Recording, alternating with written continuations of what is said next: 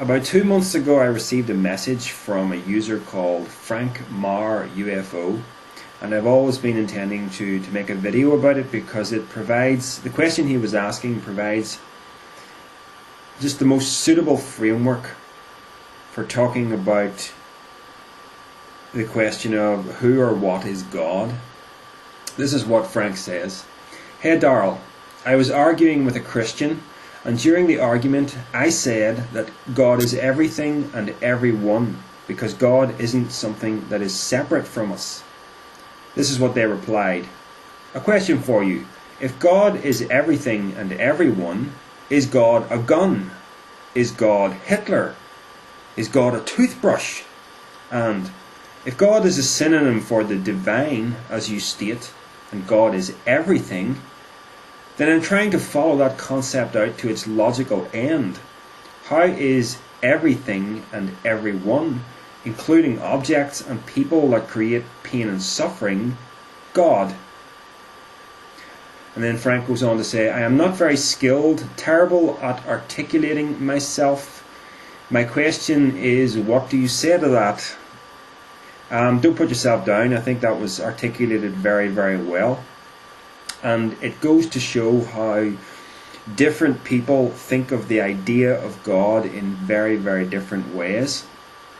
For instance, the Christian is only really aware of the idea of God in the sense of what they call creation ex nihilo. I think that's from the Latin. Creation from nothing. So God is this entity who creates the universe as a thing entirely separate from himself, and he does it out of nothing. And God in this sort of a framework is seen as some kind of divine mind or divine being. And I'm going to say something now that I know the Christians will object to, but I think this is very, very true. The God of the Christians, and the God, I think, of most religions, is really an idealized form of a human being. For instance, God has ethics. Human beings have ethics, and God's ethics are the best ethics, and He is the giver of ethics. But if you take a very, very philosophical look at God, at this idea of God as a being, we're using the term God in order to give a reason for how the universe can possibly exist. So we realize we live in a cause and effect universe, so we have to say there is a first cause, and we'll call that first cause God, who exists outside of the chain of causality, who exists outside of time itself, experiencing every moment as the present, a kind of ever now. And so he is beyond space and time. He is infinite, does not have form. Now the question that you really need to ask when you get to that point, and I'm not saying that all that is even correct, but if you're at that sort of an understanding as a Christian, the question that you really need to ask is, what does God need with a mind? Now, is that a strange question? Because you then have to ask, what exactly is a mind? Now, in terms of creatures, animals and humans, a mind is something that is suitable to beings that are propelled forward through time in a material realm. Okay? That is what our mind is used for. And it's a faulty thing. It's something that is limited in terms of its ability to think. So what does the all-knowing, all-seeing, all-powerful God need with something as clumsy as a mind? He sees everything. He exists outside of time. He has no form, has no duration. He's beyond all that. He's completely transcendent. So, when you try to conceptualize a being, God, that is conscious, But imagine God before the creation of the universe, where there is only God. When there is nothing but God, what is God conscious of? Nothing. Right? Because consciousness itself requires a relationship of subject and object. And when there isn't that relationship, there's no consciousness. So whatever God is, it's wrong to define him as a mind. And if you exist in a realm of formlessness and timelessness, what do you need with ethics and morals? These are things that belong to the creaturely realm. These things only came into being when time and space came into being. How can they be, the essence of a God? So this is all, the problems with defining God as a mind. If you go back to the Greek thought from ancient Greece, when the philosophers were around, they were more attuned to the idea of the universe being a permanent thing that had no cause. I don't think they universally, all of them, believed that, but that was a prevalent way of thinking back with the Greeks. So, with modern science, we kind of know that wasn't what happened, because we were able to observe the galaxies, and they're all moving away from each other, which indicates that at one point in time they were all together in time and space, which is where we come up with the idea of the Big Bang singularity, which is infinity exploding into finity, if you like. So we know that the universe in its present form, with all the stars in the sky, which the Greeks would have thought were immovable, we know that it didn't exist in that form as a kind of eternal universe. But the Greeks were doing something interesting with that. If the universe had that quality of permanence, then there was no need to attribute a cause. In other words, the whole problem with the idea of a first cause is you look at a cause and effect universe, you say it had to come from somewhere. Okay, it came from God. God had to come from somewhere, so he came from God number 2. God number 2 had to come from somewhere. Let's go to God number 3. Now, of course, this isn't really an answer. So you have to break the chain of causality at some point and declare that to be non-caused, outside of the realm of cause and effect, something totally different from everything that is inside space-time, right? So most people stop with the first God and they say that is the cause of everything, the source of everything. But why must that be the case? If you're going to have something that has this quality of permanence, why not just have it as the universe itself? Why not have that as your first cause? So that kind of made sense to the Greeks.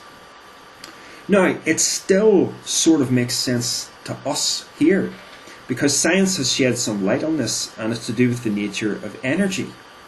Energy is a thing that cannot be created or destroyed, according to science. It only changes form. So energy is imbued with this quality of permanence, of non-caused permanence, indestructible permanence that we attribute to God. So everything's made of energy. Therefore, surely this is telling us that the universe, the material universe, and whatever else we can't see about the universe, this is synonymous with the idea of God, or with the idea of the first cause. Why do we need a supreme mind looking down upon everything? We don't. So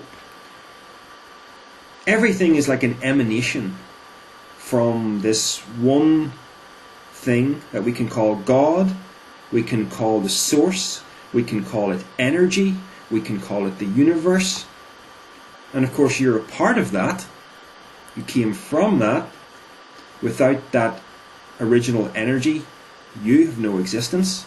Therefore you're connected to it.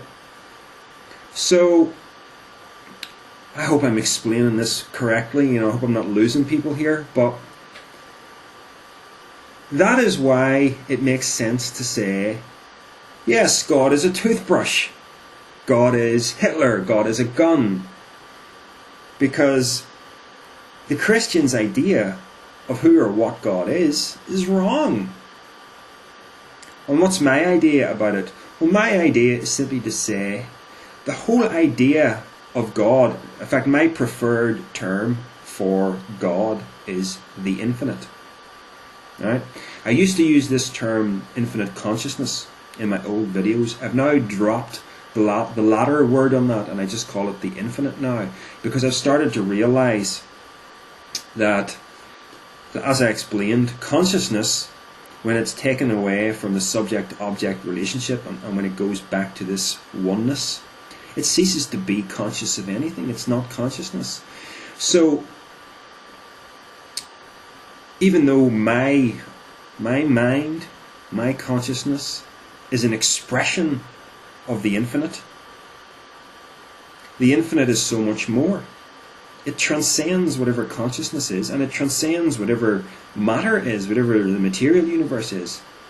So we exist in this realm of matter and mind, and the relationship between the two is by no means easily understood, although the materialist scientists and skeptics would tell you that it is. But and there you have the basis of why I'm fascinated by a thing like psychokinesis and magic,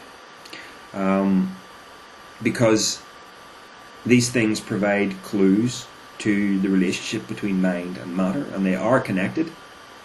And if I could offer one, I know we're getting off track here, but if I could offer one clue as to why psychokinesis works, I would say it is because both mind and matter have their source in the infinite. So if you can get your mind to go up the channel and then down the channel towards matter, you can create a psychokinetic effect. That's my theory anyway. Now, where was I? Yeah. The idea that God is synonymous with the universe, it isn't new. It's called Pantheism. And there are various sort of subtle different views. One of them is Pantheism. I can't remember what those subtle differences are, but just bear in mind, science has already given us the biggest clue of all, which is the indestructible nature of energy. That makes energy eternal. And what is the eternal? It's God. So the trouble is we're living in the materialist paradigm, where materialistic science is the way people think. They view material reality as the fundamental reality, but that leads us to, when we start to contemplate the infinite, when we start to contemplate the source, we start thinking about it in a way that is totally mechanistic. But that's totally wrong. It's wrong to say that God is a conscious mind. It's also wrong to say that God is a mechanistic process. The point is that whatever God is, it transcends all of these limitations that we're putting on it. The Christian basically makes God in his own image. He says, I have a mind, God shall have a mind. So God becomes an idealized version of man. I know they say that man was made in the image of God, but it's the other way around.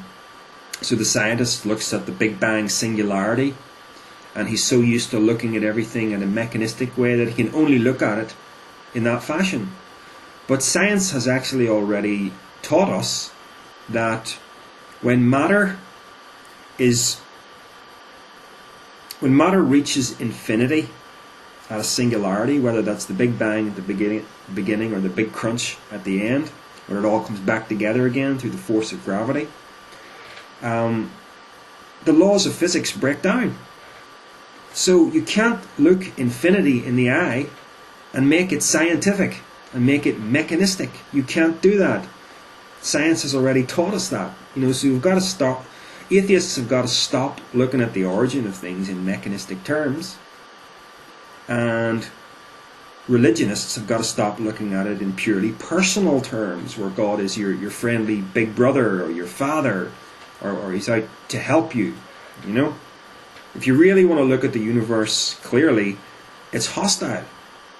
It's hostile on every single level. And I've talked about this before, but just to briefly reiterate, there are great cosmic forces swirling around galaxies. There are asteroids colliding with planets.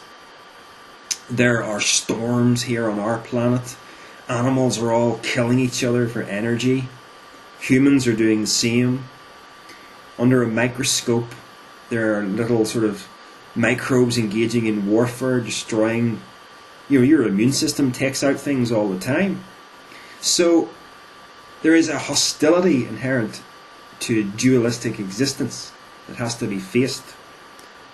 And the idea of God as this loving father figure is erroneous. It's not true. It doesn't bear out in human experience.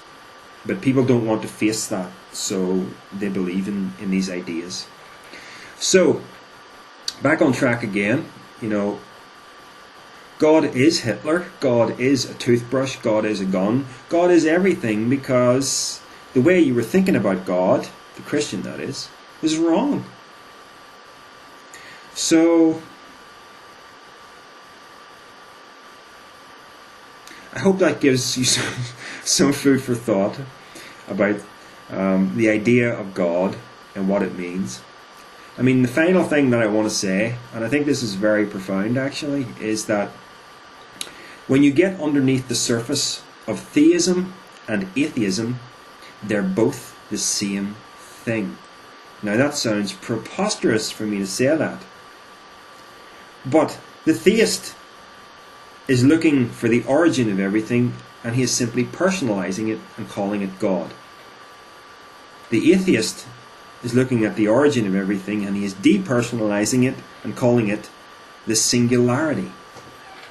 The singularity and God are the same thing.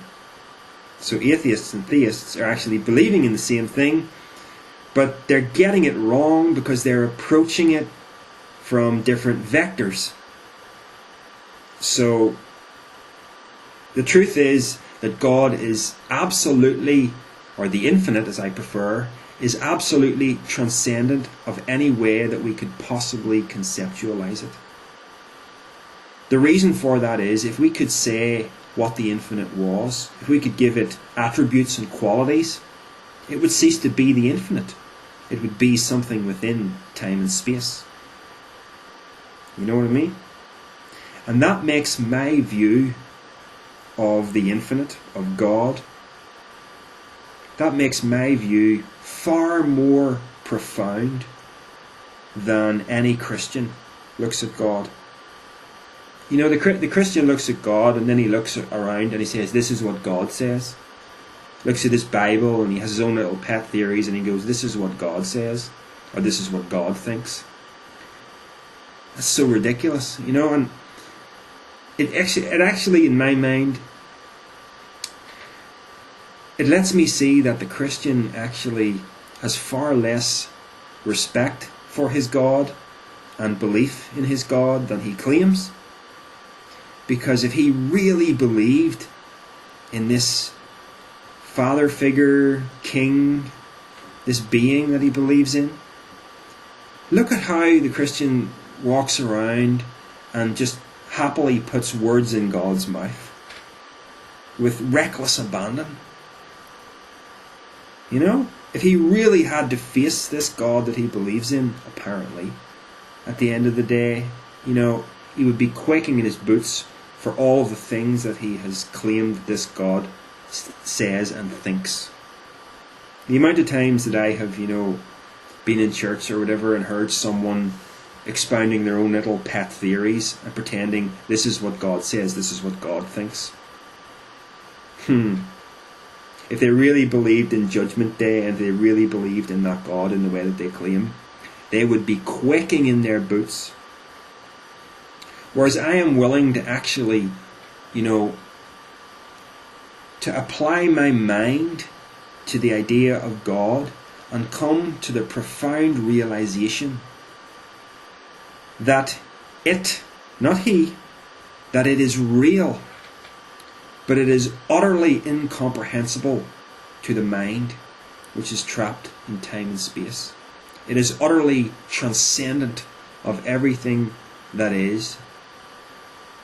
Whereas the Christian believes in his mercurial, vindictive, sometimes fatherly, sky daddy creation.